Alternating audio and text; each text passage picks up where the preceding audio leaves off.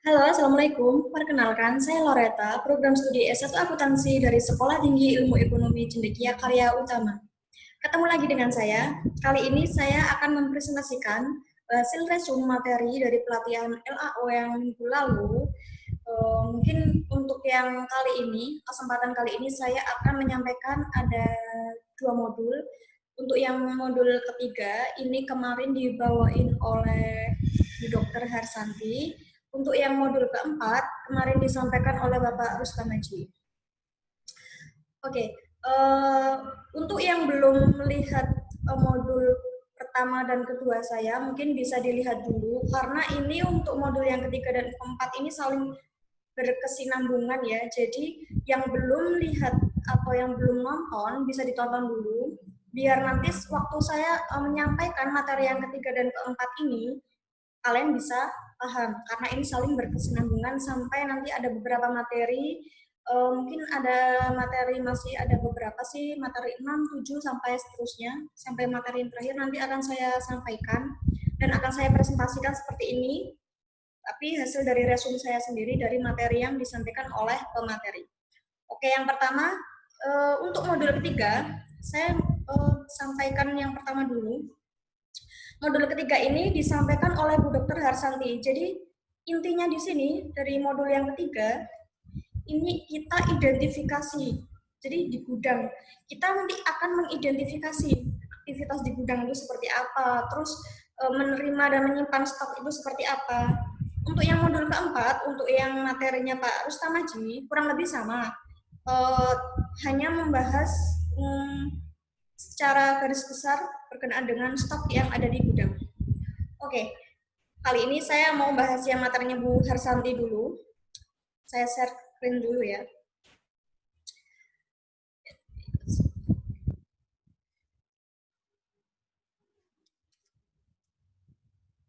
Oke.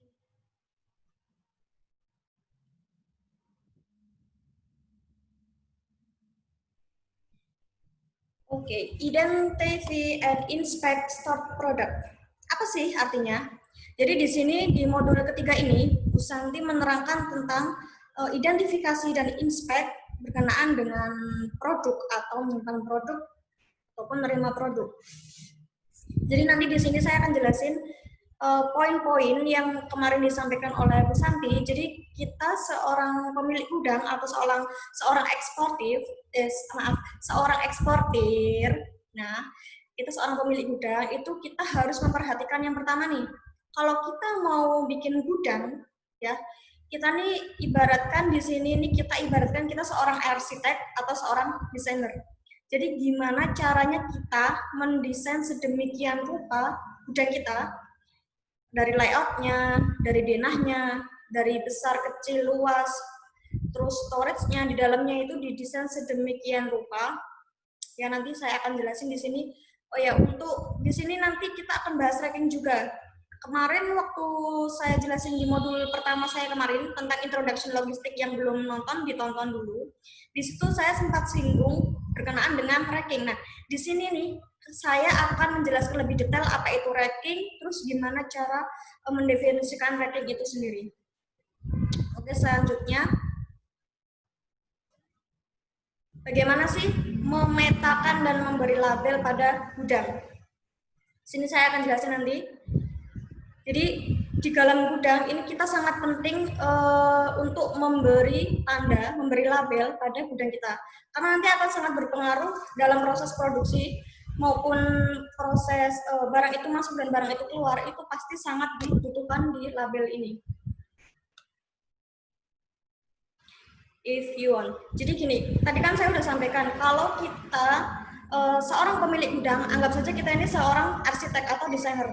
Jadi gini, ibaratkan kita kalau mau cari gudang atau mau bangun gudang, kita harus lihat dulu nih, kita mau bikin gudang di mana sih? Atau misalnya kita mau bikin di kota mana?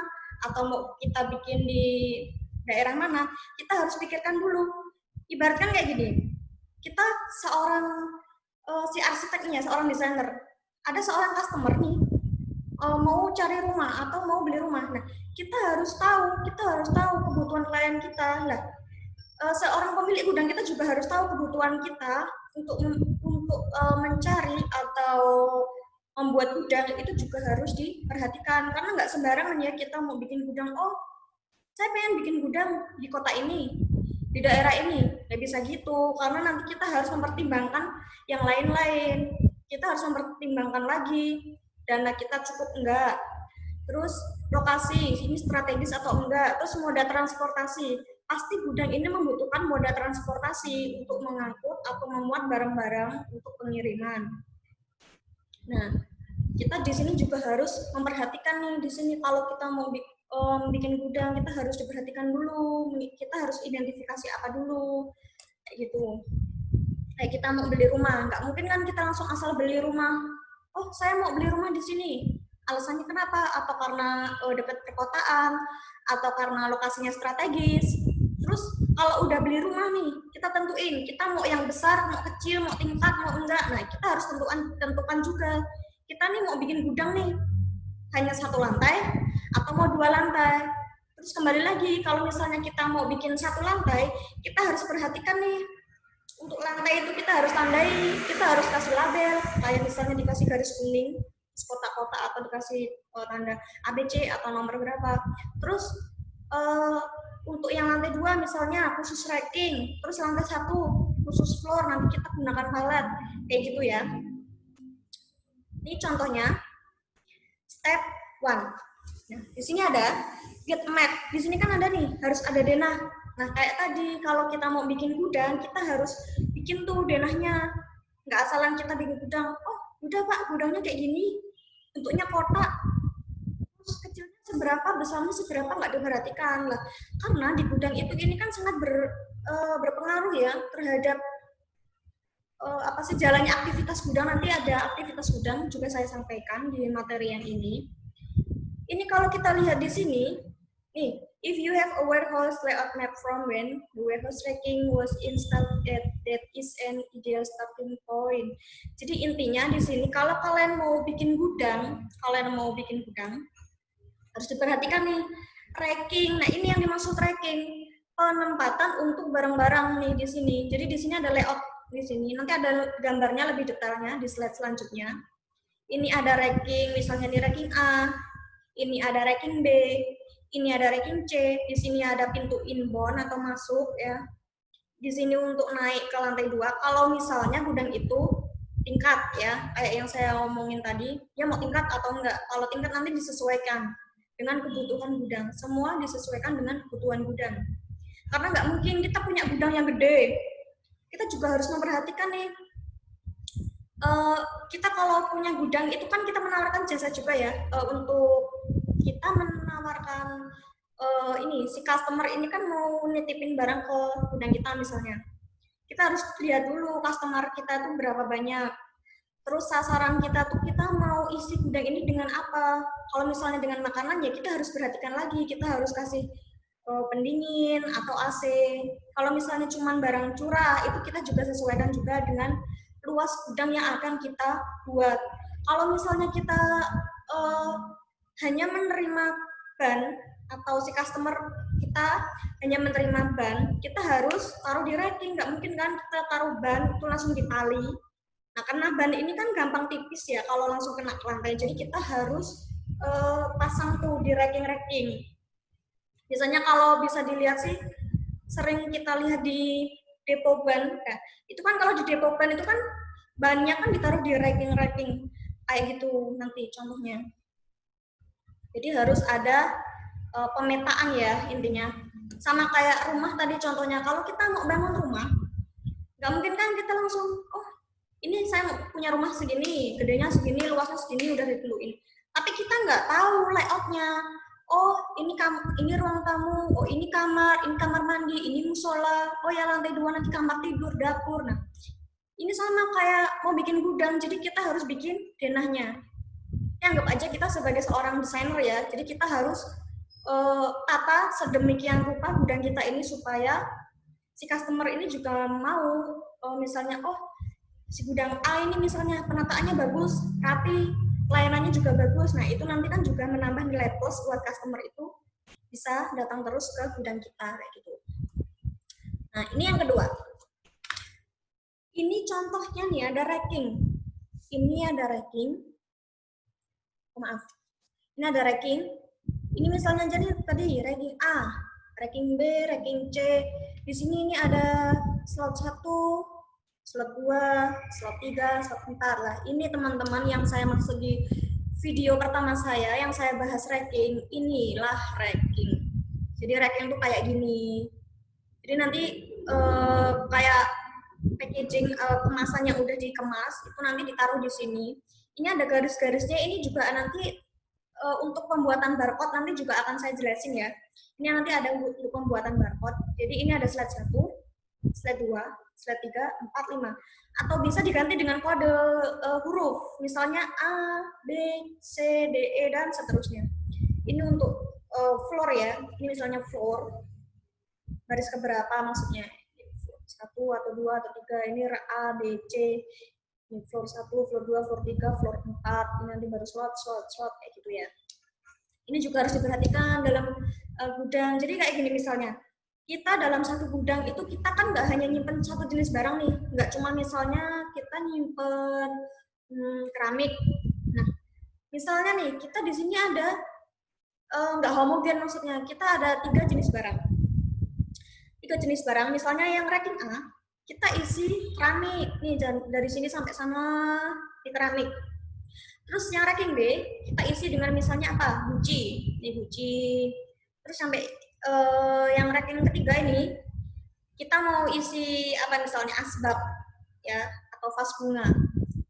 Nah, ini kita juga harus sesuaikan dengan storage yang nggak mungkin nanti misalnya kita udah patokan ya. Maksudnya jangan pindah-pindah kalau misalnya kita taruh si apa namanya? Tadi yang pertama si keramik ya. Kalau keramik di sini ya harus diraat terus karena nanti ya kalau misalnya kalian taruh dari awal barang itu masuk, kalian dokumen kan clear, terus kalian storage kan di sini di racking.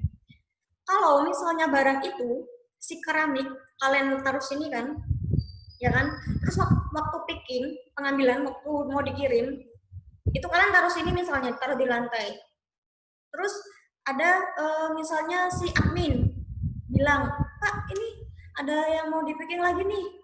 Terus yang ini tadi tuh lupa nggak dikembaliin ke sini, ya kan? Terus dia misalnya disuruh ambil asbak di sini atau vas, ya ambil.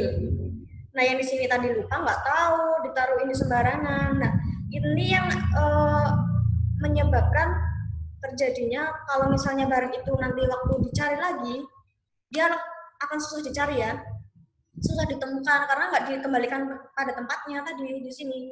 Jadi harus didokumentasi. Ini sangat penting kalau di gudang. Jadi dokumentasi atau di report itu sangat penting ya di gudang. Jadi misalnya nih barang ini udah ditaruh di sini keramik, ya kan? Ini keramik, ini asbak, ini vas. Kita foto, bukan kita yang selfie, tapi kita yang foto si gudang ini, kita foto si racking ini, kita ambil fotonya buat dokumentasi. Jadi kalau misalnya suatu saat ditanyain, barang ini di mana tempatnya, barang ini di racking apa, barang ini tempatnya di sebelah barang apa, misalnya vas bunga. Oh, vas bunga tuh kemarin ditaruh di sebelahnya keramik, Pak. Rak nomor 3 atau rak nomor C kayak gitu.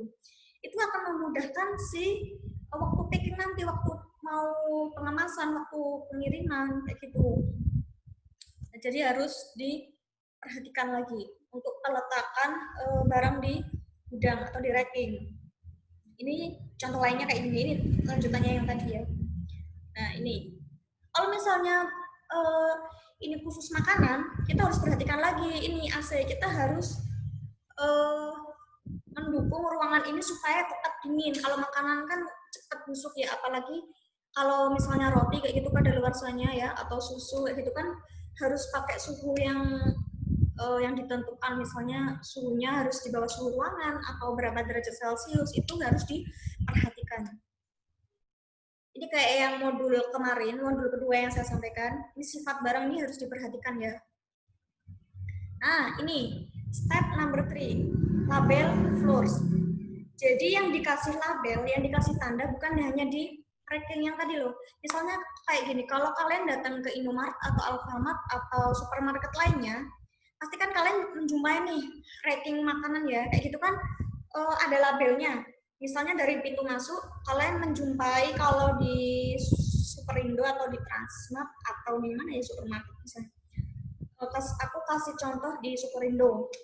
Di situ tuh kan kalau kita masuk sebelah sini nih ada yogurt, ada sayur, terus nanti yang sebelah sini buah. Nah, di atas apa namanya ranking itu pasti kan ada tulisannya ya untuk peralatan bayi atau buah atau sayur. Nah itu yang dinamakan labeling ya, itu yang dinamakan label. Nah ini untuk lantai kita juga harus menandain. Jadi kita nggak hanya menandain raknya itu tadi. Kalau rak itu tadi kan bisa ditulisin tuh di atasnya peralatan bayi atau apa. Kalau kita mau belanja itu kan kita nggak mungkin kan tanya si pelayan tokonya, Mbak saya mau nyariin sabun. Ya gitu kan otomatis kita udah lihat, oh peralatan sabun, peralatan mandi di sini, oh peralatan bayi di sini. Terus untuk minuman makanan di sebelah sini, kita kan pasti akan otomatis tahu. Nah, gitu juga di gudang nih lantai. Kayak tadi yang aku bilang. Jadi di gudang ini lantai pun harus ditandain. Entah itu misalnya dikasih garis, biasanya warnanya kuning sih ya kalau setahu saya. Tergantung kebijakan dari gudangnya sendiri. Dia mau ngelabelin biasanya putih, dikasih garis putih atau kayak pilok kayak gitu, putih. Terus misalnya nanti udah garis kayak gini, ini aku kasih contoh gambar di sini aja ya. Ini misalnya di garis red gitu. Terus nanti ini dikasih garis red lagi. Nah itu nanti dipetakan di situ, di mapping lagi.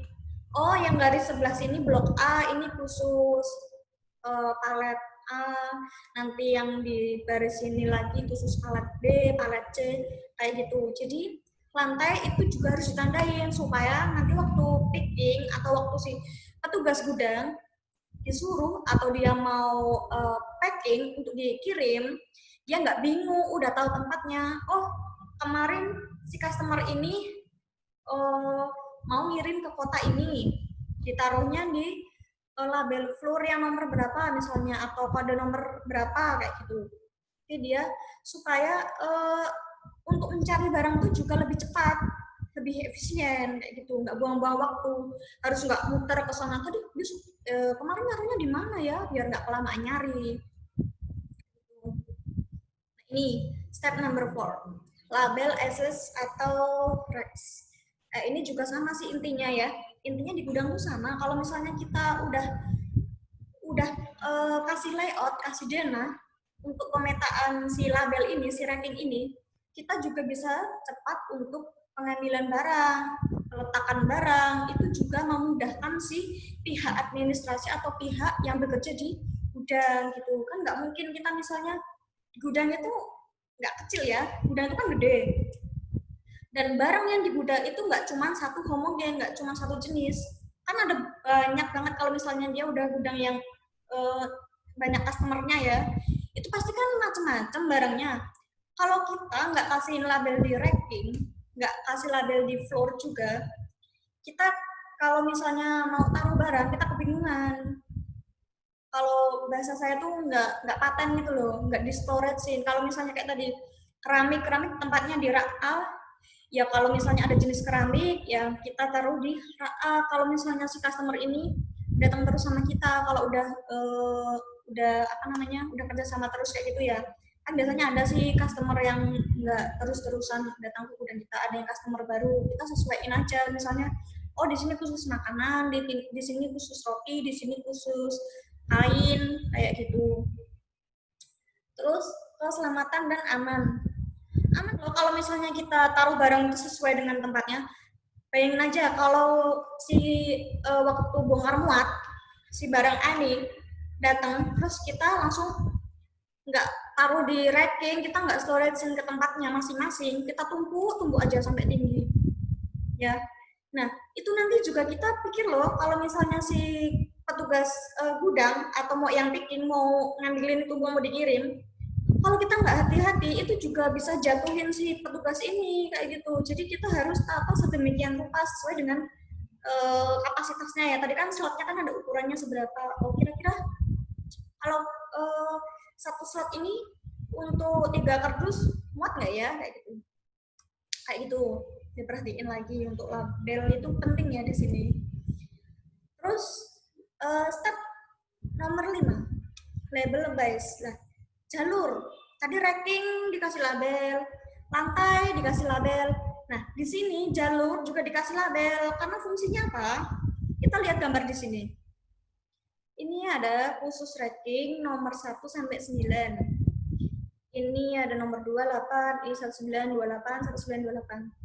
Apa sih maksudnya gitu kan? Nah, jadi di sini tujuannya untuk mempercepat aja waktu kita mau ngambil. Jadi kita natanya tuh zigzag kayak gini.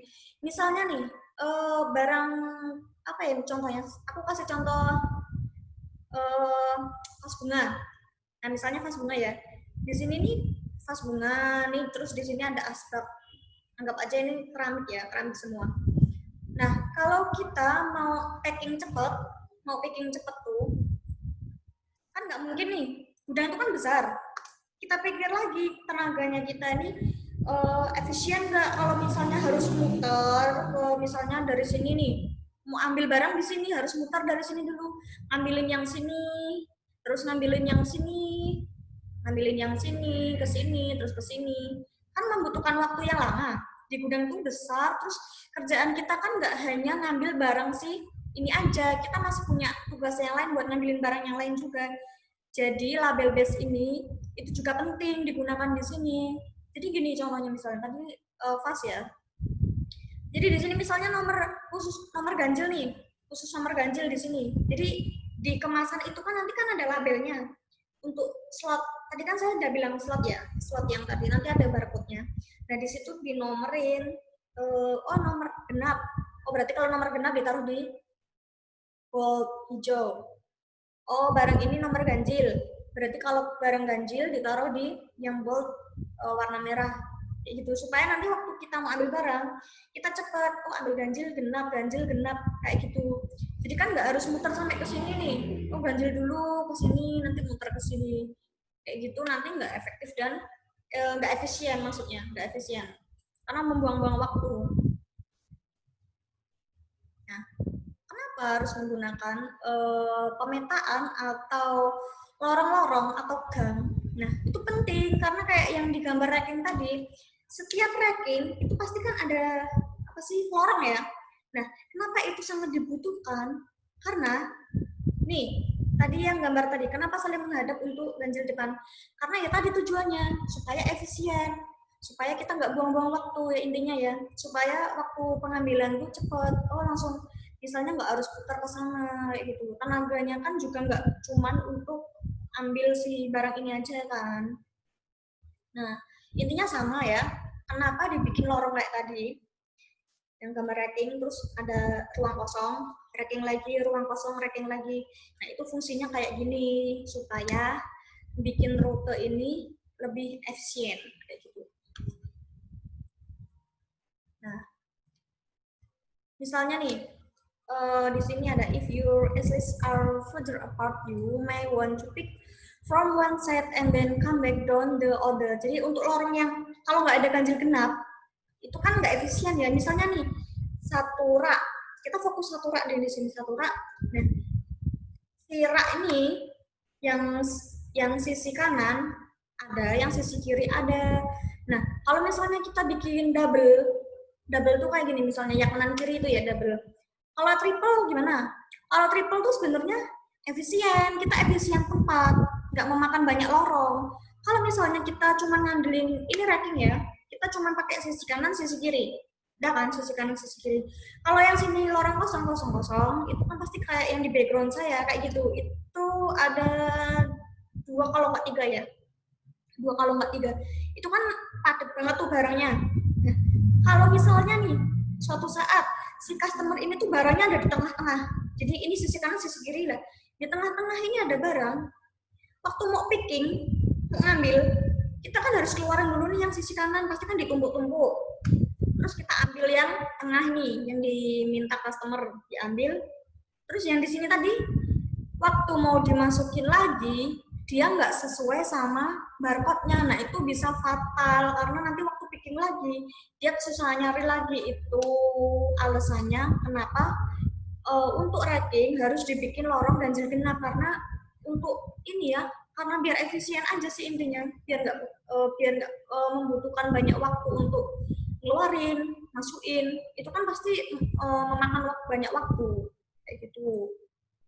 Nah ini yang kedua, in this case we recommend naming and labeling the racks that face each other separately. Nah, jadi kita si pemilik gudang nih harus bisa merekomendasikan untuk customer kita, si kemasan ini harus dikasih nama, dikasih label, dan lain-lain untuk mempermudah pekerjaan. Ini kembali lagi ke modul kedua saya yang kemarin, ya, tentang marking dan labeling. Ini masih saling berkaitan ya, karena intinya di sini membahas ranking untuk packaging juga, untuk labeling juga. Ini masih dibahas, yang masih sering saya bahas untuk modul yang kedua kemarin. Jadi biar kita memudahkan pekerjaan kayak tadi, kalau misalnya barang ini mudah pecah, kita harus perlakukan barang ini kayak gimana. Kalau barang ini gampang nggak bisa kena air, kita harus memperlakukan kayak apa, kayak gitu. Jadi kita harus perhatikan lagi marking dan labeling. Oke, yang ini step nomor 6. Label levels or shelf. Kayak tadi ya. Ini gambarnya kayak gini. Ini contohnya. Ini ada rak 1, rak 2, rak 3, sama kayak tadi. Jadi kita waktu ngasih tanda, ngasih label di racking, kita harus punya apa ya bahasanya, level. Jadi kita harus level, oh ini level rak A, level rak B, level rak C, dan seterusnya. Di sini ini ada kasih nomor ya. Ini ada rak 1, ini ada rak 2, ini ada rak 3. Terus ini slotnya ini dia kasih nama level ya. Level A, level B, level C, level D. Nah, gitu. Ini yang gambarnya masih sama kayak tadi ya denahnya. Kita lanjut aja. Nah, ini label slot. Slot juga dilabel. Jadi semua yang ada di gudang, semua racking, semua tempat untuk menyimpan barang, storage, harus dikasih label. Karena ini nanti berhubungan sama WMS ya, kemarin yang udah saya singgung, warehouse management system. Jadi si pihak administrasi nih, misalnya saya seorang administrasi gudang, harus paham si barcode tracking yang ini, harus paham. Misalnya ada barang masuk, si customer A misalnya, email gitu kan, minta ditunjukin, Mbak misalnya saya mau kirim barang yang barang keramik ini, kira-kira besok bisa nggak ya dikirimkan ke kota ini atas permintaan customer saya, kayak gitu. Nah, si pihak administrasi nih harus tangkap dong. Kalau misalnya kita respon ke customer kita yang tadi minta untuk cekin stok ya misalnya. Nah, kira-kira stoknya masih berapa sih? Saya mau kirim besok pagi nih ke customer si A misalnya, customer saya ke customer gitu. Kita harus tahu si pihak admin ini. Kita kan langsung cek nih di sistem. Oh misalnya si barang customer tadi nih, si vas bunga misalnya. Oh vas bunga nih ada di ranking B di sini. Ya kan? Baris nomor 2, slot nomor 3. Berarti kan di sini nih. 2B.3 di sini. Nanti ada detailnya, nanti ada ya. Kayak gitu. Jadi kita harus perhatikan ini label ini sangat penting karena untuk memudahkan kita dalam mencari juga ya, untuk meletakkan juga kita juga harus patokannya tetap ke barcode ya. Jadi ini nanti ada barcode-nya, nanti juga ada yang ada materinya yang saya jelasin nanti, ada barcode-nya. Everything label. Nah, segala sesuatunya ini harus dikasih label karena penting ya. Karena penting, kalau misalnya nggak dikasih label, kita si pihak gudang atau si pihak administrasi pasti kesusahan sendiri untuk menyelesaikan pekerjaannya kayak gitu. Nggak efisien nanti jadinya. Ini contoh nih, sampel location coding table. Ini ada contoh penandaan untuk racking. Nah, ini yang tadi yang saya maksud. Floor, oh lantai berapa sih? Kalau lantai 2 misalnya ya ditulis 2. Kalau misalnya lantai 1 ya ditulis 1. Eselon ini tadi ya, yang slot-slot tadi A, B, C kayak gitu. By. Ini ada by. Ini ada nomor nah. Untuk ganjil atau genap. Ini untuk penggunaan tracking ganjil atau genap ya. Di sini ada. Misalnya, lantai 2, terus slot A, baris ganjil, misalnya saya contohin 5 ya. Oh, berarti barcode-nya 2A5 kayak gitu. Terus level berapa? Misalnya level C. Oh, slot berapa? 1 sampai 5 atau 1 sampai 4. Nah, kesimpulannya di sini nih. Barcode. Muncullah di sini ada barcode. Misalnya lantai 2, terus echelon-nya A, terus B-nya berapa sih barisnya? Ganjil atau genap? Ganjil 1 berarti kan level apa? A. Terus slot berapa? 1. Berarti nanti waktu di tracking, tadi kan ada garis-garis kecil tuh. Nah, kita tempelin aja di situ kayak misalnya yang di supermarket itu kan ditempelin, tapi kan ada price-nya ya, ada price tag-nya ya. Kita nggak usah kasih price tag, kita cuman pakai label buat barcode-nya ini aja. Jadi kita tulis nih 2A titik 1A titik 1 dan seterusnya kayak gitu. Ini contohnya ya. Contohnya, bisa lanjut. Nah, ini contoh untuk barcode. Sama ya, sama kayak tadi ya. Tadi kan penjelasannya. Ini contohnya. Jadi kayak gini. Oh, ini tadi 2A titik 1C titik 2 kayak gitu. Ini juga sama 2C, 2A ini kan. Oh, ini lantai 2. Ini misalnya anggap aja ini 2 semua ya. Lantai 2 ya. Lantai 2. Terus ini A. A di sini berarti. Ya kan? Oh, ini yang C. Terus oh ini 1C, slot ini yang baris ke sini A, B, C. Ini B berarti di sini. Oh ini 2 gitu. Oh ini 1 kayak gitu. Ini udah ada contohnya. Ini juga sama ya. Ini juga sama ganjil genap. Oh ya, kalau untuk label ini tuh nggak patokannya nggak ini ya. Karena materi yang saya dapat tuh ini, jadi saya bisa jelasinnya, saya bisa presentasi untuk hasil resume saya tuh saya kasih contohnya yang ini. Soalnya kemarin waktu yang diterangin tuh ini sebenarnya kita nggak terpatok sama yang ini nih, nggak harus terpatok sama yang ada di tabel ini. Cuma intinya waktu mau ngasih label itu harus diperhatikan kayak gini. Ini harus diperhatikan. Jadi bebas tergantung kebijakan dari bidang itu masing-masing. Jadi harus diperhatikan. Harus perhatikan ya. Ini detailnya yang tadi udah saya jelasin. Detailnya ini. Selanjutnya, nah, WMS. If you have a WMS, you can. WMS itu kan Warehouse Management System ya. Jadi di sini intinya, kalau kalian pemilik gudang, ya, atau si pihak administrasi ini udah punya WMS, Warehouse Management System, itu akan mempermudah semua pekerjaan yang ada di gudang, termasuk dalam pencarian apa yang tadi barang ya, cek barcode itu mempermudah, lebih efisien. Terus mau taruh barang juga kalau pakai sistem bisa cepat, kalau cari barang juga. Jadi semua kalau misalnya udah punya UMS nih, kita bisa mempermudah pekerjaan kita sendiri kayak gitu.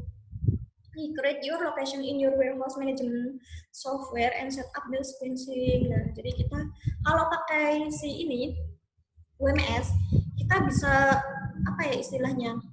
Bisa ngurutin sendirilah. Oh, lokasi barang si customer ini di sini, lokasi barang customer ini di sini kayak gitu. Terus di WMS ini juga kita sebagai pemilik barang, kita sebagai pemilik gudang bisa mendesain label kita sendiri. Kayak tadi yang saya bilang, kita nggak harus terpatok pada contoh label tadi ya yang saya tampilkan. Kita nggak terpatok di situ. Kita boleh alternatif lain atau kreatif kita lah mau dikasih label kayak gimana. Itu kan gudang-gudang kita sendiri ya, kita bebas. Kayak tadi, ibaratkan kita ini seorang desainer. Jadi tatalah sedemikian rupa gudangmu ini kayak apa gitu ya. Ini design your labels and upload them to the software. Jadi kalau kita udah kasih label, kita udah desain nih untuk labelnya. Misalnya saya nih pakai label yang contoh yang tadi. Saya udah desain label ini kayak gini, barcode-nya kayak gini.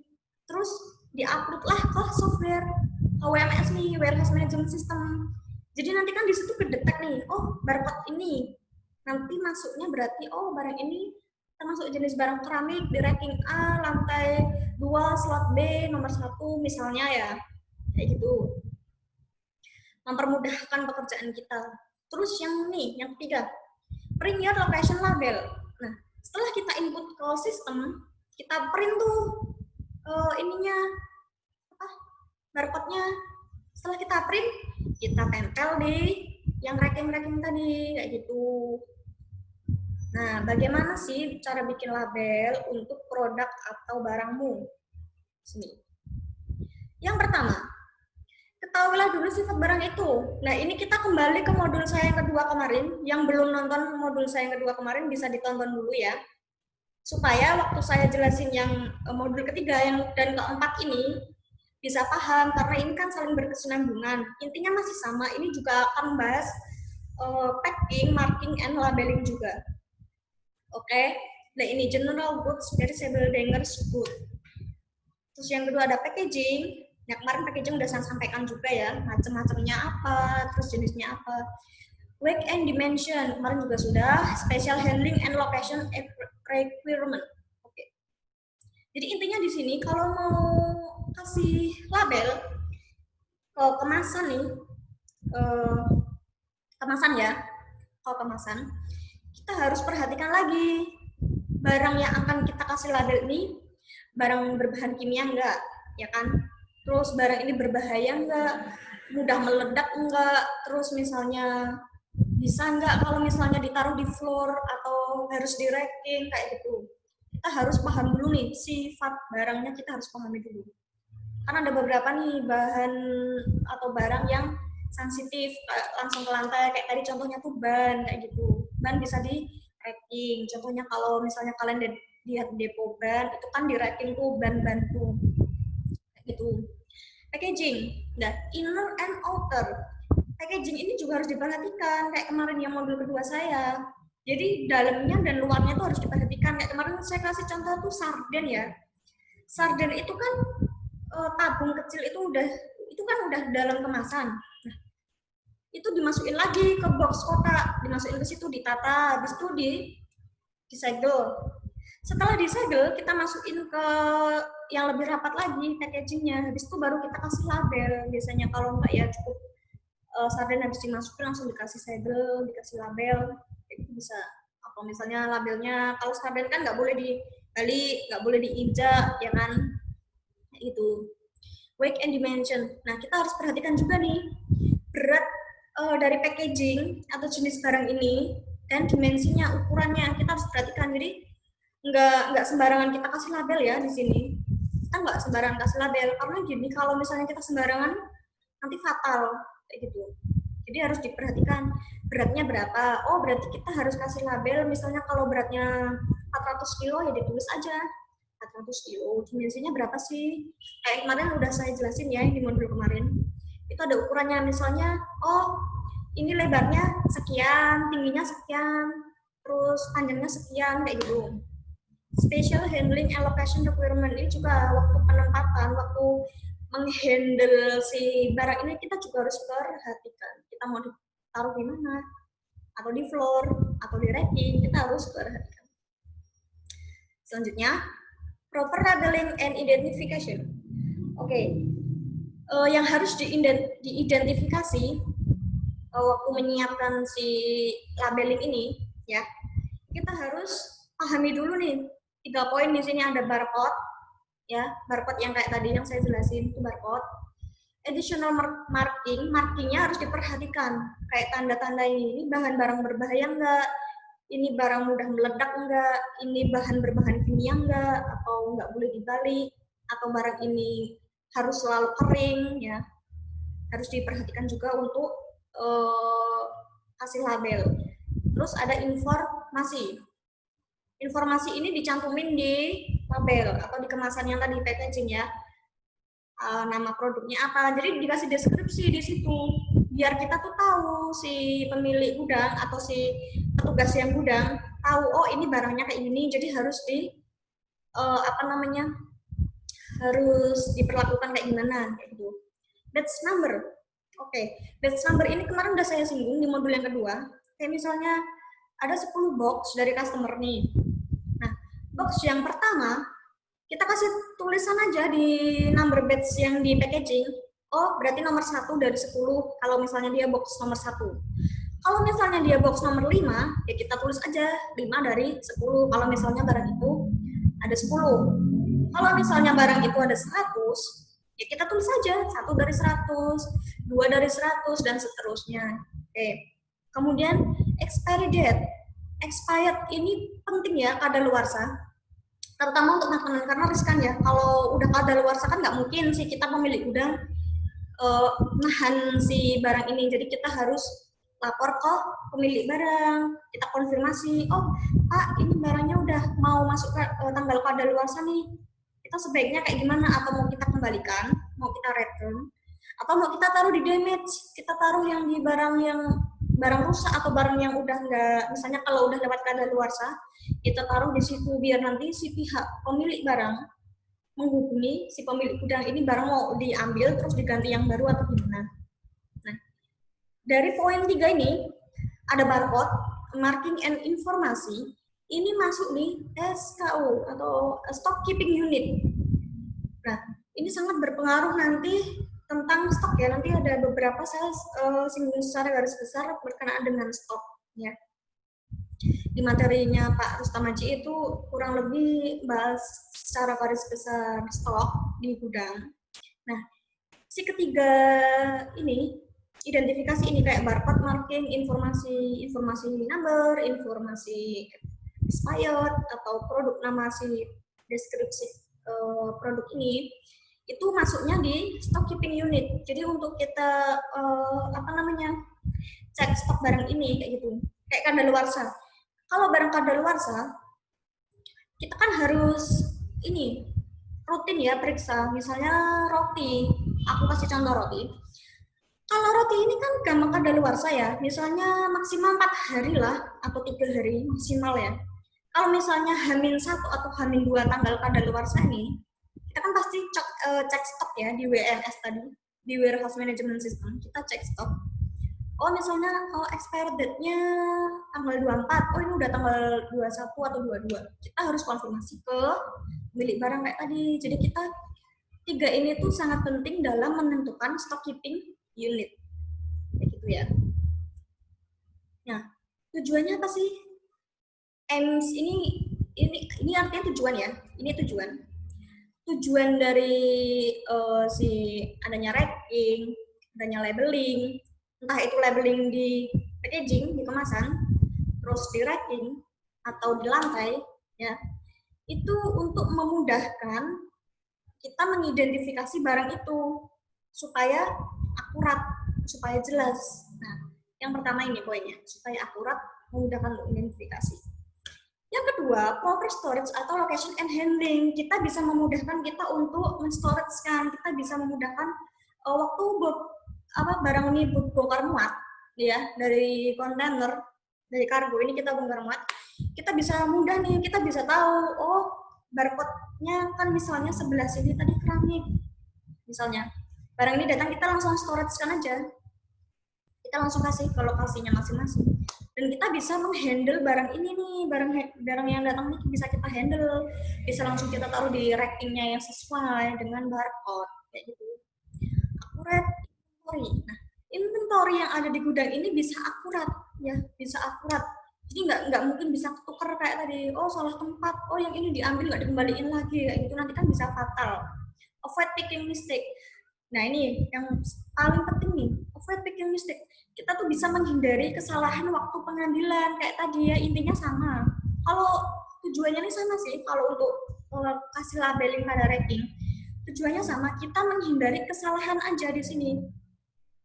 Kan nggak lucu kan kalau misalnya si driver nih udah nunggu barang nih di kontainer, dia udah nunggu, terus si kita pihak administrasi atau si pihak yang bekerja di gudang, kalau kita lupa taruh barang, kita kan carinya lama nih. Nah kalau kita carinya lama, si drivernya ini udah pengen cepet-cepet bawa si barangnya ini ke customer lain, kan nggak mungkin toh kita, Pak tunggu bentar ya kita cari barangnya dulu, kan itu nggak profesional ya. Jadi di sini pentingnya untuk kasih label dan barcode di racking itu untuk menghindari kesalahan waktu pengambilan. Jadi kita nggak, kalau buru-buru itu kayaknya di sini deh asal ambil. Misalnya nih aku kasih contoh kayak baut. Nah, baut, bayangan kalian baut itu kan kecil ya, baut. Tapi jangan salah, baut itu kan ukurannya banyak nih. Ada yang 10 mili, ini misalnya ya, 10 mili, 20 mili, 30 mili. Nah, jika ya, si customer kita ini menghendaki yang si ini, yang 10 mili. Nah, waktu kemarin, waktu peletakan barang dari pihak si petugas gudang, ditaruhnya di racking yang ini, yang 20 mili. Kita kan nggak tahu. Nah, waktu mau kirim barang, cepet-cepet kan, kalau kita nggak paten ke storage itu, kalau nggak yang 10 mili ya di situ, 20 mili ya di sini gitu. Itu nanti kan bisa ketukar ambilnya. Oh, kayaknya kemarin aku naruhnya di sini kok gitu. Kan nggak mungkin toh kita buka itu segelannya buat dicek ya kan. Langsung diambil, langsung dimasukin lah. Takutnya kalau waktu sampai sana ada yang salah kayak tadi nih, yang 10 mili masuk ke 20 mili. Nah ini kan hal yang nggak diinginkan nih. Kita bisa kayak di ini, nggak dipercaya lagi. Kita bisa di ini, nggak dipercaya lah intinya ya. Kita nggak dipercaya karena kita nggak bertanggung jawab. Kok barangnya bisa salah kayak gitu. Efficient handling. Nah, intinya sama ya, supaya kita menghandle barang ini tuh efisien, kayak tadi ambil barangnya efisien, nggak buang-buang waktu gitu kan. Intinya itu tujuannya. Oke, ini untuk yang modul ketiga tentang warehouse ya. Intinya ini kan warehouse dan racking. Nah, sekarang saya mau lanjut yang ke modul nomor 4.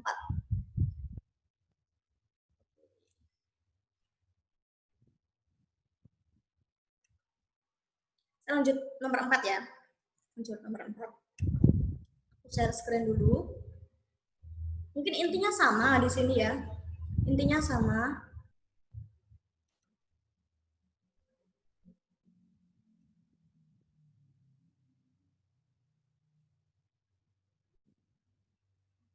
Oke. Untuk yang modul keempat ini lebih membahas gimana kita menerima, gimana kita menyimpan dari stok ini ya. Di sini maaf nggak kelihatan. Oh, di sini ada receiving, kita ada menerima, put away, ada storing, picking, and shipping. Oke, aku lanjut aja ya. Ini masih materi yang dibawain sama Bu Santi. Ada apa sih di gudang? Kan? Bayangan kalian tuh di gudang tuh apa sih? Cuman kotak gitu aja? Cuman kayak rumah gitu? Atau kayak yang di background saya? Racking-racking? Atau gimana? Nah, ini dia. Aktivitas di gudang tuh ini yang pertama, menerima dan receiving and put away ya, menerima dan mengeluarkan menerima dan mengambil inbound proses. Jadi barang dimasuk ya, barang kita terima, terus kita data kayak yang aku sampaikan di modul kedua kemarin itu ya, kita data, kita sesuaiin barang ini sesuai nggak sama dokumen kayak gitu. Storing, nah storing ini hubungannya sama yang materi sebelumnya ini tadi, tracking. Kita storage kan di racking. Ini di sini kebetulan ada gambarnya ya. Ini gudang nih. Kalian udah ada bayangan kan kalau ini gudang.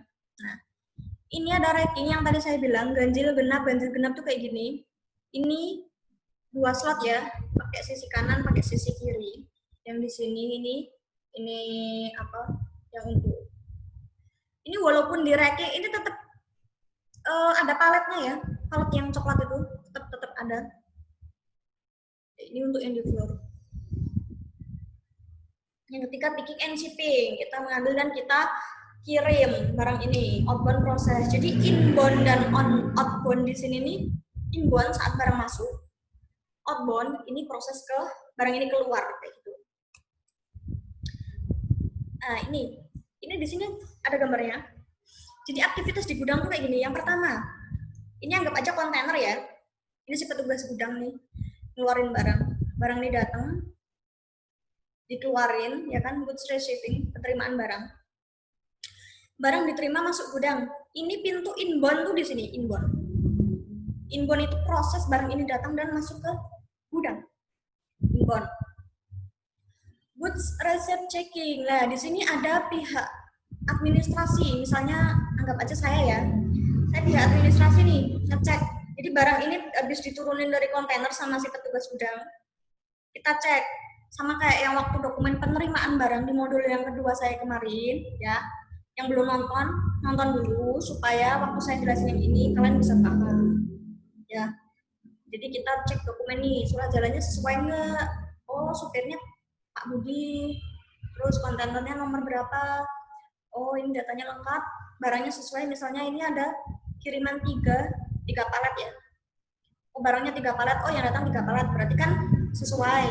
Terus kita cek juga nih kondisi barangnya masih bagus, atau sobek, atau rusak, atau peot, atau basah. Kita cek ya. Kita cek nih waktu inbound proses nih, waktu barang masuk bongkar muat, kita cek lagi ya, supaya nggak ada keteledoran, nggak ada yang kelewatan kayak gitu. Terus yang kedua nih, kalau udah kita cek dokumen, si petugas gudang yang bagian bawa forklift, yang alat buat taruh barang yang di rak kayak gitu, ini forklift, anggap aja ini forklift ya, kita bawa ke racking, storage nih. Ini sudah di storage kan, ya, storage and picking, kita udah simpan. Nah, saat mau picking, ya kan, saat mau diambil, mau dikirim, si petugas yang bawa forklift tadi, ini juga ngambil barang nih di sini, ya, ambil barang di sini. Untuk orderan si customer A misalnya, diambil. Setelah diambil, nih, ini pintu outbound ya, pintu outbound. Jadi barangnya mau keluar tetap diperiksa lagi. Di sini saya misalnya petugas administrasi, kita periksa lagi di sini. Oh, misalnya barang ini mau dikirim ke atas nama Pak B misalnya. Barangnya berapa sih yang mau dikirim, yang dipesan? Kita cocokin sama PO, purchase order. Kita cek, ya, kita cek. Oh, bapaknya ini minta dikirim 3 palet. Ini kan ada 3 palet nih, 1, 2, 3. Oh, sesuai. Kondisi barangnya gimana? Waktu kita outbound tuh kita harus cek juga nih. Oh, barang ini baik, masih baik. Kalau misalnya makanan, kita cek nih kadaluarsa yang paling penting. Oh, kadaluarsanya masih lama, masih baik, masih layak ya, masih layak dimakan. Kalau misalnya barang ini mudah pecah, kita cek dulu. Oh, barang ini kira-kira kemasannya masih bagus enggak? Kita cek. Kalau misalnya udah clear, udah nggak ada yang rusak. Kalau misalnya ada yang rusak di sini, kita tetap konfirmasi ya ke pemilik barang waktu mau pengiriman, atau malah sebelumnya. Jadi jangan mepet ya. Yang aku kasih tahu, kita kalau mau kasih informasi ke pemilik barang, misalnya besok barangnya mau dikirim, hari ini kita cek stok ya, cek stok, misalnya mau dikirim 10, kita cek stok nih di WMS tadi, yang di stock keeping unit, kita harus cek, oh ini stoknya masih 5, oh aman. Kalau misalnya kirimnya 2 ya, kalau kirimnya 10, oh stoknya masih 20, aman, masih ada 10 kan di gudang, aman. Kita harus konfirmasi ke pemilik barang dari sebelum pengiriman ya. Kalau di sini sudah clear, kita masukkan ke customer ya. Ini petugas gudang masukin pakai forklift lagi ke kontainer kayak gitu. Jadi aktivitas di gudang tuh kayak gitu ya, barang masuk terus dikelola di dalam tuh, diperhatikan kayak gitu. Terus waktu mau dikeluarin, waktu mau pengiriman juga harus diperhatikan. Jadi anggap aja barang dari customer kita tuh amanah gitu. Jadi kita harus jaga bener-bener, nggak boleh rusak, nggak boleh peok, nggak boleh ambiar ya, nggak boleh ambiar. Pokoknya harus bener-bener bagus. Jadi kita fokus sama barang ini. Barang ini masuk dalam keadaan baik, waktu pengiriman juga harus dalam keadaan baik. Nah, ini goods receiving, penerimaan barang adalah kayak yang aku jelasin di gambar tadi ya. Jadi semua aliran barang yang bergerak di gudang dari pemasok ya, itu emang kelihatannya kan mudah kan, barang datang, ya udah barang datang aja. Hal sepele itu tuh harus diperhatikan. Ini ya, emang terlihat mudah, Tapi jika tidak memiliki sistem, ya kayak WMS tadi, itu juga akan mengganggu produktivitas, nggak akan berjalan dengan lancar, ya kan? Udah tahu di sini ya. Terus, nah ini fisik barang, ini contohnya dokumen. Jadi waktu ini pengecekan fisik barang, secara fisik kan barangnya dapat dilihat, diraba, dirasa, ya, dicek, random check kemarin ya, udah saya bahas yang di waktu packaging, ini kurang lebih sama materinya, cuman diulang-ulang supaya biar paham. Ada luarsa, nomor batch, kuantitas, dokumen, konfirmasi, itu semua harus dicek ya untuk barang. Untuk dokumen juga sama, dokumen ini kan kalau ada barang harus ada dokumen gitu. Kalau nggak ada barang nggak ada dokumen, itu kayak ada yang kurang kayak gitu ya, kayak ada yang kurang. Dimana ada barang harus ada dokumen, begitupun sebaliknya kalau ada dokumen juga harus ada barangnya. Nah, ini dokumen itu secara fisik harus bisa dibaca, harus bisa dicocokkan dengan barang yang dikirimkan, sesuai nggak sama yang dikirim dokumen ini, ya kan? Dokumen yang diperlukan minimal dokumen pengiriman, ya kayak kemarin ya, ada 4 secara umum. Ada DN, ini delivery note, DO delivery order, packing list, atau surat jalan. Ada satu lagi nih, PO, purchase order. Ini ya, akan lebih baik jika dokumen PO, purchase order dilampirkan. Jadi ada 4, secara umum ada 4.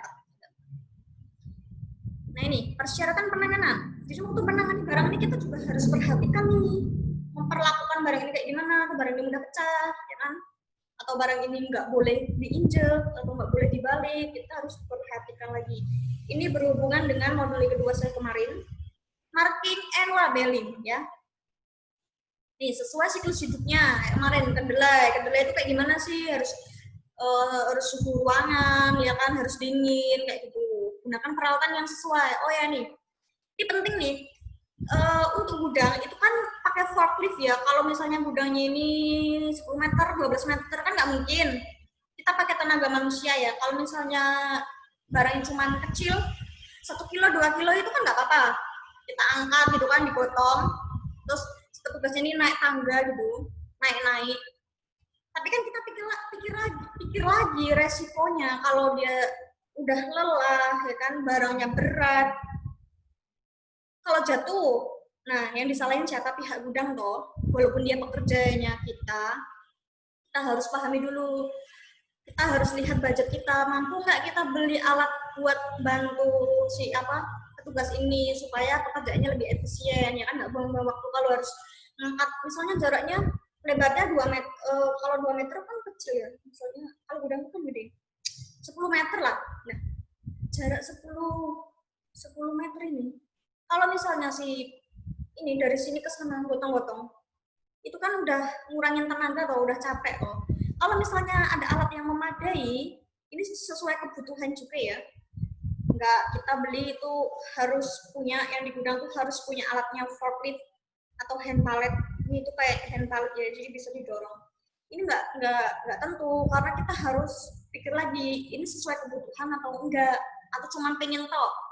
Ya, misalnya nih, satu lingkungan nih, ada 2 gudang. Misalnya saingan ya, misalnya saingan. Si gudang A nih, dia punya alat lengkap nih. Ada itu, rank punya, ya kan? Rank punya, terus forklift punya, hand pallet semua punya. Nah, sedangkan gudang ini, dia cuma punya hand pallet nih. Kalau misalnya si budgetnya ini memadai ya untuk beli forklift, ini misalnya gudangnya dia juga tinggi, sama, itu bisa juga beli forklift, beli alatnya kayak gitu. Ya, gunakan peralatan yang sesuai kebutuhan di sini. Jangan buang-buang budget, jangan beli-beli yang nggak penting. Kalau misalnya dia nggak dibutuhin, ya sekiranya aja. Kalau misalnya memang dibutuhkan forklift, ya dibeli aja kayak gitu. Ya ini ya, pahami aturan keselamatannya. Takutnya nanti kalau dia kelelahan, dia bawa yang berat-berat terus jatuh, nah siapa yang mau tanggung jawab, ya kan? Put away, nah ini tadi kan receiving and put away, yang poin 1 di aktivitas gudang tadi. Receiving, kita terima barang dari driver ya, bongkar muat. Terus kita tempatin barang. Nah ini contohnya forklift. Yang kemarin saya bahas juga ya, forklift tuh kayak gini teman-teman, gambarnya yang belum tahu ya. Ini forklift. Jadi waktu put away kita si petugas gudang nih, ini kan racking nih. Ini ada yang di floor, ini ada yang di racking. Coba kalian perhatikan di sini.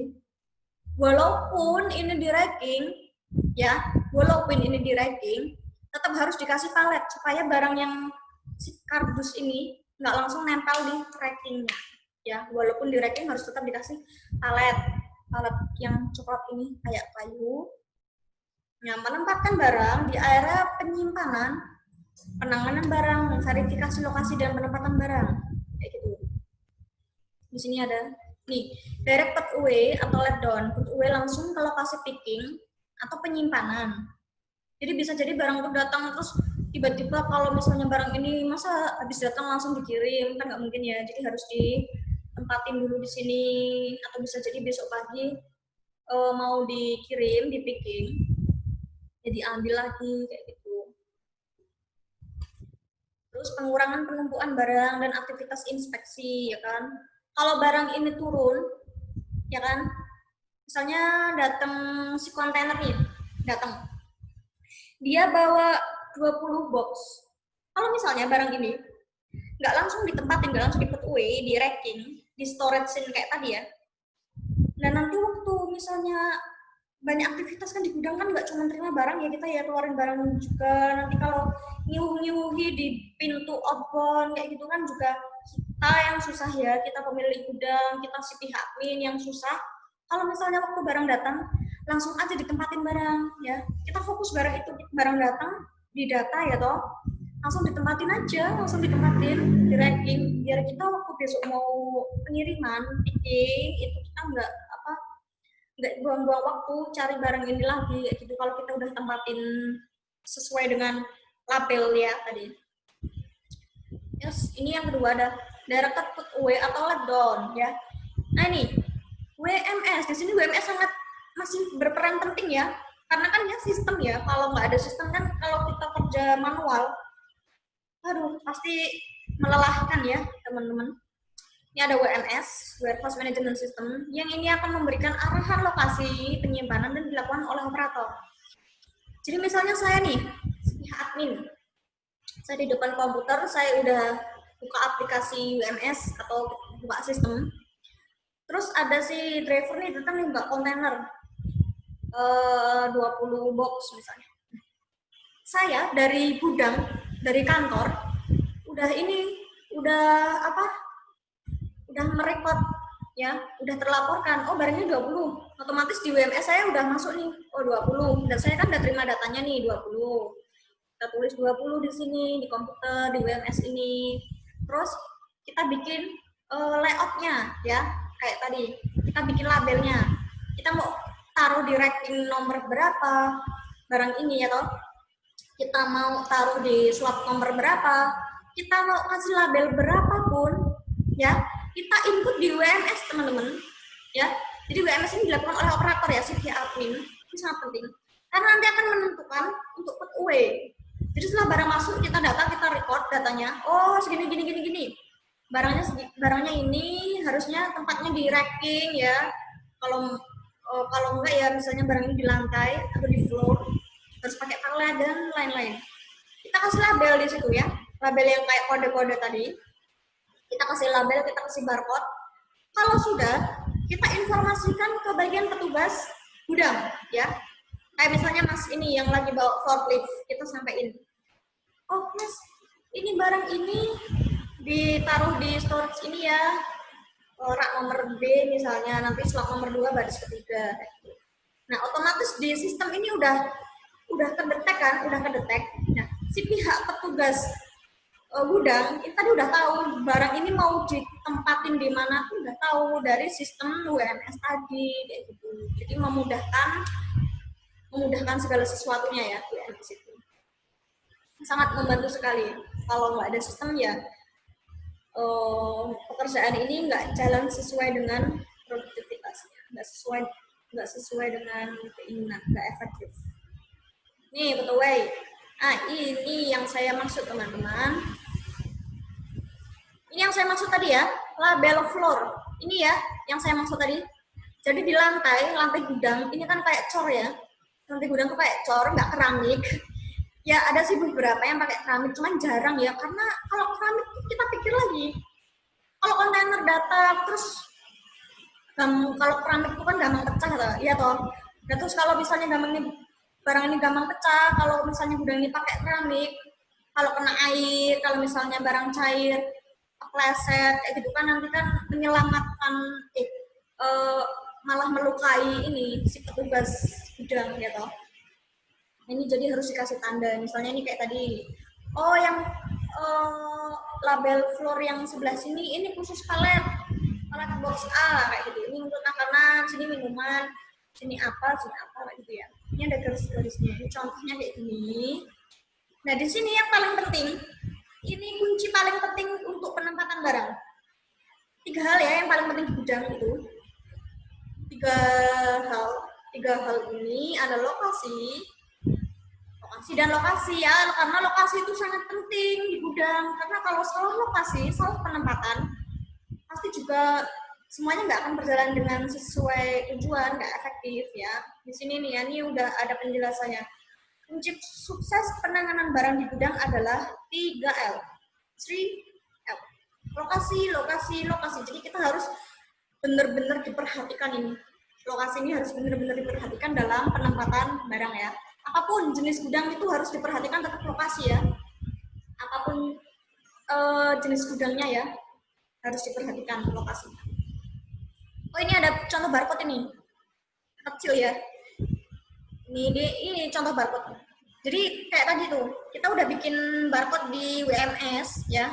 Oh 47.31A ini kebalik ya, ini harusnya A1374 atau berapa ya. Ini kan sesuai dengan kebutuhan gudangnya juga, nggak harus kayak gini, intinya sama. Ini dibikin barcode kayak gini ya. Ya ini sama sih intinya, receiving goods to warehouse. Jadi waktu kita mau terima barang di gudang, ya, receiving goods, kita menerima barang masuk ke gudang. Sama kayak tadi waktu di pintu inbound tadi yang ada gambar yang tadi aktivitas gudang, ya. Barang kita terima, kita inspeksi dulu, kita inspek dulu barang ini, kita cek dulu sesuai nggak sama dokumennya, barang ini masih keadaan bagus atau enggak, ya kan? Kalau ini membutuhkan waktu kurang lebih 30 menit ya di sini pengecekan dokumen, karena kan dokumennya kan banyak. Kalau barangnya kan nggak cuma satu lah, satu jenis barang itu ada misalnya ada 10, kan kita kan nggak tahu ya, kita membutuhkan waktu 30 menit ya. Kalau udah sesuai nih, let's order, kalau udah sesuai, kita cek lagi. Kalau misalnya sudah, kalau ada yang nggak sesuai, kita bisa lapor ke supervisor gudang kita lapor, Pak mohon maaf, ini ada laporan nih kayak gini, barangnya masuk nggak sesuai, oh maaf, barangnya masuk nggak sesuai, ada yang rusak itu. Setelah lapor ke supervisor, ya, ini setelah lapor di sini, kita informasi ke supplier, ke customer kita, ya, ke pemilik barang. Kalau misalnya di posisi sini, sesuai nggak? Kalau misalnya sesuai, kita langsung cek kualitas di sini. Kurang lebih membutuhkan waktu 45 menit untuk cek kualitas barang yang tadi. Kalau misalnya sudah di ACC, disetujui, oh beres, udah clear, udah sesuai. Nah, kita bisa pick up barang tersebut. Ya. Kita bisa langsung nempatin barang ini di storage. Kalau misalnya sampai di sini kok nggak di ACC, kita tetap lapor ke supervisor kita ya, tetap lapor gitu. Intinya sama sih, kalau misalnya barang datang nggak sesuai, kita langsung lapor, konfirmasi ke atasan kita, ke supervisor atau HRD ya. Nanti si pihak supervisor atau HRD nanti ngelaporin lagi ke customer kita ya, kalau bisa ya. Kalau bisa tetap dilaporin. Karena hal kesalahan sekecil apapun itu harus tetap dilaporin, karena nanti biar nggak kita yang disalahin, nggak ada kejadian yang fatal yang kayak gitu. Ini storage. Penyimpanan melibatkan manajemen penanganan yang tepat untuk menjaga kualitas barang dari waktu produksi atau pembelian mereka sampai penggunaan aktual. Tadi sih, ini contohnya sama kayak tadi ya. Nih, nyimpan barang intinya ya. Barang datang ya, waktu mau disimpan, disesuaikan dulu fisik barangnya ini, dokumennya ini dicek, clear, terus ditanganin deh barang itu, di put away ya, ditata pakai forklift kayak tadi kayak gitu. Ini teman-teman, ini ada contohnya di sini. Aku tampilkan di sini. Ini yang saya maksud. Ini kelihatan ya gambarnya. Ini kan ada garis nih. Ini label floor yang tadi saya jelasin. Ini ada racking. Ini ada barcode nih, ada yang kuning nih barcode. Bisa yang di sisi sini, di sisi sini, atau di sisi sini. Ini ada dua sisi, yang sisi kanan atau sisi kiri. Nanti ada penggunaan yang ganjil genap tadi itu bisa. Misalnya di sini ganjil, sini genap, ganjil genap, atau yang sini genap, sini ganjil gitu ya. Ini macam-macam metode storage. Kalau misalnya harus di racking, ya kayak gini bentuknya racking ya, taruh rak. Kalau misalnya dia kayak benang, gitu, benang atau kain yang gulungan itu contohnya kayak gini. Tetap kita perhatikan lagi ya sesuai kebutuhan dia, kira-kira kalau ditaruh di floor itu menuhin tempat enggak ya, harus diperhatikan lagi. Kalau misalnya kayak ini kan ini menuhin tempat nih kalau nggak ditata ya toh, kecuali ini dikasih garis, ini kan ada garis nih, garis lantai kayak tadi yang saya bilang ya, lantai pun harus dikasih label. Jadi misalnya barang kayak gini nih, gulungan ini misalnya apa sih, gambar benang ya, gambar benang ini kan gede ya diameternya, kita taruhin aja di label floor, label floor, kita taruh di situ, kita kasih kode A, B, C. Nah, ada juga yang di racking nih. Ini yang di racking. Ini untuk pipa. Nah, pernah bayangin nggak sih gimana cara nata pipa ya? Ini pipa kayak gini. Nggak diberdiriin ya, kalau diberdiriin kan nanti kalau dia nggak seimbang, dia bisa miring terus jatuh, dia berserakan kemana-mana. Ini juga dikasih palet ya, kalau nggak salah ini kasih palet. Oh, ini pakai label floor teman-teman. Ini ada kelihatan garisnya kuning ini pakai label floor kayak gini sama. Tetap ya, tetap harus dikasih label. Karena segala sesuatunya yang tadi, all anything harus pakai label. Segala sesuatunya harus pakai label. Kasih barcode. Ini untuk pipa. Nah, ini untuk ini floor. Ini dikasih palet ini. Palet. Ini anggap aja ini semen ya, tumbuk-tumbuk kayak gini. Ini kasih palet. Nah, ini contohnya. Mungkin kalian, contohnya banyak sih kalau mau lihat contoh-contoh lain. Kayak yang saya maksud tadi, ban. Ban itu bisa nih ditaruh di racking nih, ban, ditata gitu kan. Biasanya kalian kalau beli ban di depo, ban itu kan pakai racking. Ini picking sama kayak yang tadi ya. Intinya sama, aku lewatin aja. Nah, picking di sini, ini persentasenya paling besar ya, karena separuh aktivitas gudang adalah picking. Karena ini ada pemesanan, itu kurang lebih nggak tiap hari ada yang delivery ya, nggak tiap hari ada yang pesen. 15%. Di sini ada shipping, menerima barang pun nggak tiap hari sih, kita pemilik gudang nggak tiap hari terima barang, kecuali kita udah ada list tuh. Oh, tanggal sekian kiriman dari Pak ini, tanggal sekian kiriman dari Bu ini, gitu. Kurang lebih ya sekitar 15% ya kalau aktivitas untuk penerimaan barang. Karena kan sesuai dengan kebutuhan customer juga ya, mau kirim barang kapan kayak gitu kan, sesuai kebutuhan juga, nggak mesti ada tiap hari. Untuk storage, nah ini untuk storage, untuk peletaan tadi itu kurang lebih kita di dalam gudang cuman butuh 20% aja persentasenya. Nah, ini yang paling banyak nih, picking. Karena gini ya, kalau kita terima barang, otomatis barang yang di gudang ini udah banyak nih. Nah, kalau si customer langganan kita ini udah sering mengeluarkan barang, si kita pemilik gudang udah sering melakukan pengiriman barang, otomatis aktivitas picking akan lebih besar toh, akan lebih sering dilakukan kayak gitu. Jadi di sini di aktivitas gudang paling banyak dilakukan adalah picking, karena hasil persentasenya lebih banyak daripada si adanya orderan, adanya terima barang sama storage kayak tadi. Oke, mungkin yang bisa saya sampaikan untuk yang modul ketiga ya, ini masih modul ketiga ya punya Bu Santi. Oke. Untuk yang modulnya Pak Rustamaji ya, Pak Rustamaji itu kurang lebih sama intinya kayak Bu Santi.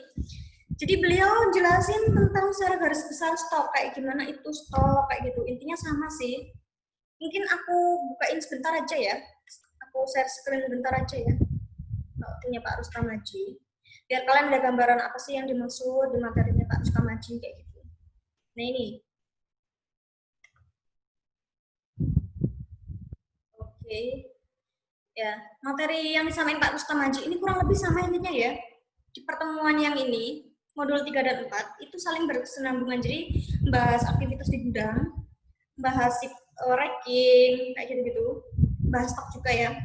Oh ya, kemarin kan aku udah singgung dikit tentang itu ya, stok code ya, stok record kayak gitu. Nah, ini hubungannya kayak gini, pengiriman stok secara garis besar ya, outline dispatch. Sama sih, jadi kita kalau misalnya tiap order itu kita harus analisis dulu ya, harus analisis dulu kayak gitu, intinya sama ya, mencari order dan menafsirkan catatan dokumentasi konsinyasi.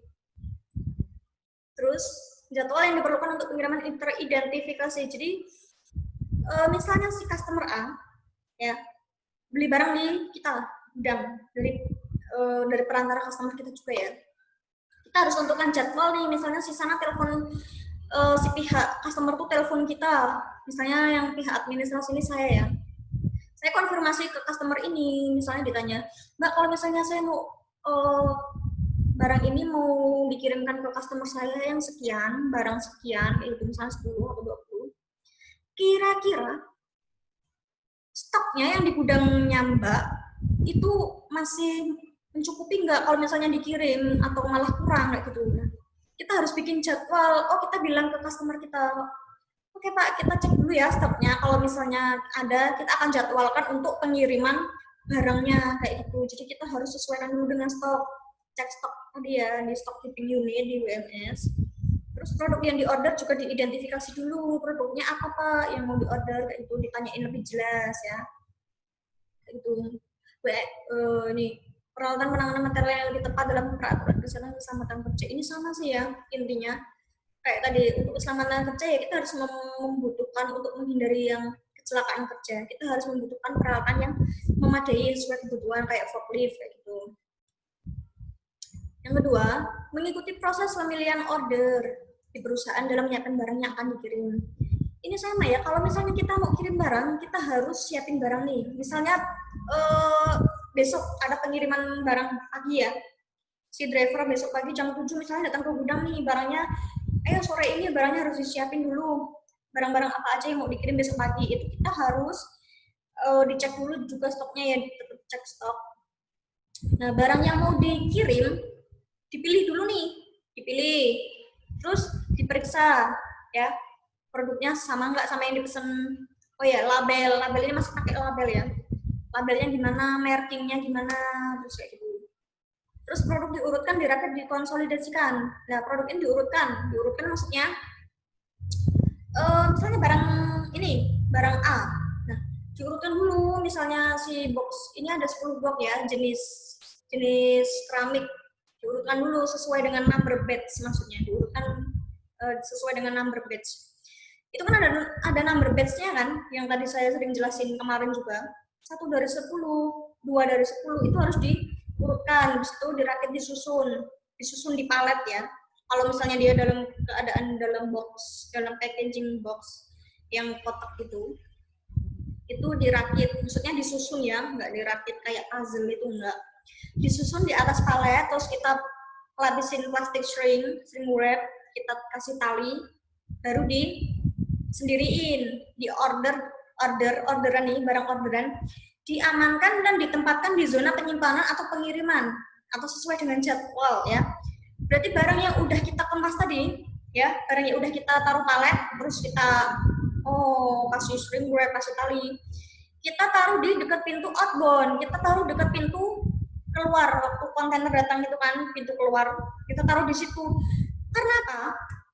Supaya waktu besok pagi-pagi, misalnya jam 7 pengiriman, tapi sopirnya jam 6 udah standby di gudang.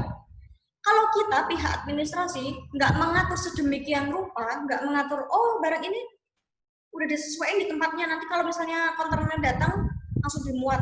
Kalau enggak, kalau masih ditaruh di storage-nya, oh besok bisa ini nyarinya susah lagi, ya, menghambat pekerjaan yang lain karena cari barang yang mau dikirim itu aja tadi kayak muter-muter kan, kemarin ditaruh di mana ya kalau nggak disiapin dulu. Terus yang terakhir, order diperiksa berdasarkan jadwal pengiriman dan formulir pemesanan. Kalau udah ditaruh di dekat pintu outbound nih, barang yang mau diorder nih dicek lagi, ya. Oh bener nggak pengirimannya besok pagi jam 7?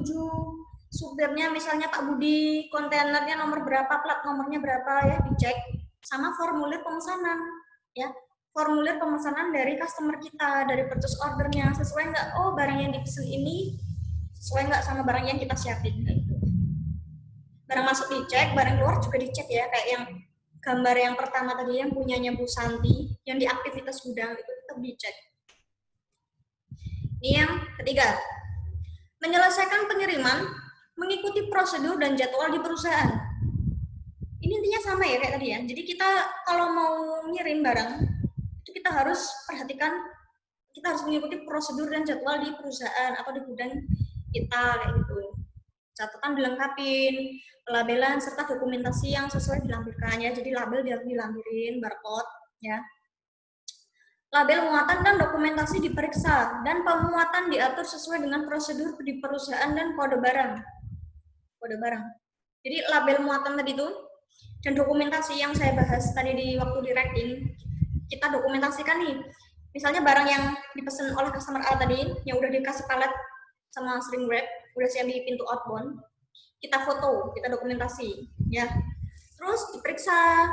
Nah, waktu pemuatan, waktu dimuat nih, pemuatan diatur sesuai dengan prosedur dan kode barang berbahaya sebagainya diperlukan. Nah, kita waktu pemuatan nih, kita bisa ngasih info ke driver. Misalnya kita foto tadi diinfoin ke driver ya di WA. Selamat siang Bapak, atas nama ini ada pengiriman dari customer ini, ya.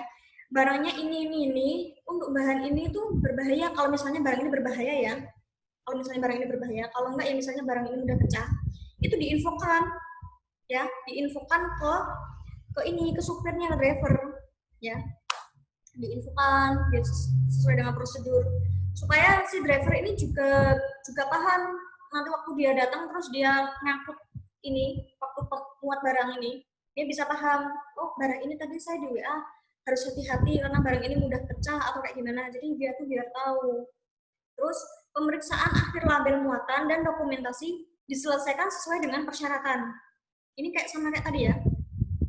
Jadi sebelum barang itu dikirim, sebelum barang itu dimuat di kontainer, label yang ada di packaging ini dan dokumentasi itu harus diselesaikan dulu. Maksudnya disesuaikan dulu di checklist. Kalau misalnya barang udah sesuai, oke Pak, barangnya udah sesuai, silakan dimuat gitu ya. Persyaratan transportasi dikomunikasikan pada pengemudi sesuai kebutuhan. Sama kayak tadi ya. Oh driver misalnya barang ini kan kayak paletan tadi. Oh Pak besok bawa kontainer yang ukuran 20 feet ya Pak, kayak gitu. Ukuran kontainer itu kan beda-beda ya. Di sini kemarin Pak Rustamaji sempat nyampein beberapa macam atau ukuran kontainer yang saya tahu itu mungkin 20 feet, ada 30 feet, 40 feet, 45 kayak gitu. Terus jenis kontainer itu kan beda-beda. Ada yang jenisnya khusus untuk makanan dingin, untuk makanan dingin, suhu dingin. Jadi kontainer itu kan ada yang panas tuh. Kalau kontainer biasa itu kan panas ya dalamnya ya. Kalau untuk makanan dingin kita harus sesuaikan kontainernya, jenis kontainernya ini kita harus sesuaikan dengan kebutuhan atau barang ini, sifat barangnya kita harus perhatikan. Ada jenisnya macam-macam sih, ada river, ada kayak banyak sih ya. Mungkin kalau kalian pengen tahu bisa dicari di internet, itu juga banyak. Tapi kemarin sempat dibahas cuman itu aja sih, kita harus moda transportasi ini juga sangat penting ya untuk dipahami, untuk diperhatikan kayak gitu. Oke. Mungkin untuk materinya Pak Rustamaji, maaf. Untuk materinya beliau mungkin hanya ini yang disampaikan karena kurang lebih intinya sama kayak yang disampaikan Bu Santi ya. Intinya sama kayak gitu. Oke, sampai di penghujung video. Ya, sampai di penghujung video, semoga apa yang saya sampaikan di modul ketiga dan keempat ini dapat bermanfaat bagi teman-teman semua. Jangan lupa di like dan subscribe dulu. Jika ada salah kata atau salah penyampaian atau mungkin memang ada yang masih salah atau ada yang salah penyampaian atau yang kurang tepat, mohon dibetulkan, mohon dibenahi di kolom komentar. Mungkin minggu depan atau lain hari akan saya bawakan materi yang selanjutnya untuk modul yang kelima, 6, dan seterusnya akan saya bawain ya. Mungkin cukup itu dulu. Terima kasih atas perhatiannya, atas udah nonton video saya. Sampai jumpa di video selanjutnya ya. Bye.